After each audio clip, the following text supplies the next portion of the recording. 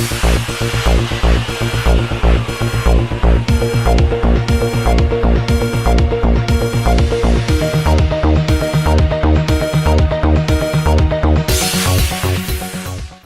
11 headline news के साथ मैं हूं आयशा चौधरी।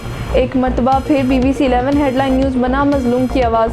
ओकाड़ा में इंतहाई अफसोसनाक वाक़या पेश आया जहां मासूम बच्ची के साथ ज़्यादती की कोशिश की गई। ओकाड़ा से हमारे नुमाइंदे हफीज़ मलिक की रिपोर्ट के मुताबिक ओकाड़ा 36 निज़ाम वाला में गूंगी बहरी बच्ची को अपनी हवस का निशाना बनाने वाला शख्स फरार हो गया। मुलजिम ने बच्ची के साथ ज़्यादती की कोशिश की। मुलजिम के खिलाफ थाना शबूर में पुलिस का एक्शन। SHO सरदार नवाब डोगर और ASI शहबाज इला हसन की बरोक़त कार्रवाई से मुकदमा दर्ज कर लिया गया। मुलजिम की तलाश जारी है। मुतासिरा बच्ची के अहले खाना ने BBC 11 हेडलाइन न्यूज़ से गुफ्तगू करते हुए ऐसे हैरतनाक इंकशाफ किए जिनको सुनकर इंसानियत के रोंगटे खड़े हो जाएं। वो क्या इंकशाफ थे, जानते हैं हफीज़ मलिक की इस रिपोर्ट में। तुझा फैसला करना जो तुझा करना है। मैं गरीब बंदा आते मेरी कोई सुनता कोई नहीं, जो कोई करना तुझा ही करना है।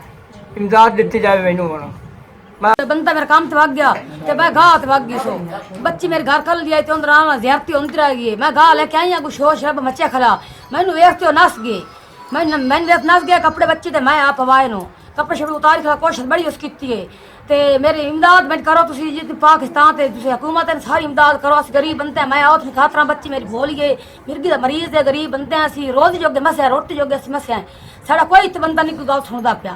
सारे उनते पासे नो सारे जितने उनते पासे नो मुँह चिम्मी पीपा आत्मन चोद मुँह चिम्मी पीपा मैनू मुँह चिम्मी आते मुँह चिम्मी पी मुँह चिम्मी आई डाला उतला भाज आत्मन छोड़ भाज मैं लो पीपा मुँह चिम्मी भाज अम्मी आए उत्ते आए भाज भाई भाई अम्मी आई मैं मुँह चिम्मी मैनू अम्मी आई भाई भाई अम्मी आई जी असी गरीब नाल इमदाद की जाए। असी मल्लेदार हैं ते लड़की नाल बड़ी ज्यादती होएगी। सीधी सादी लड़की है ते इमरान खान नाल सारी अपील है भी सारी इमदाद की जाए। इंसाफ सानू चाहिए, इंसाफ किया जाए। इस लड़के नू बड़ी सजा आई जाए, गिरफ्तार किया जाए।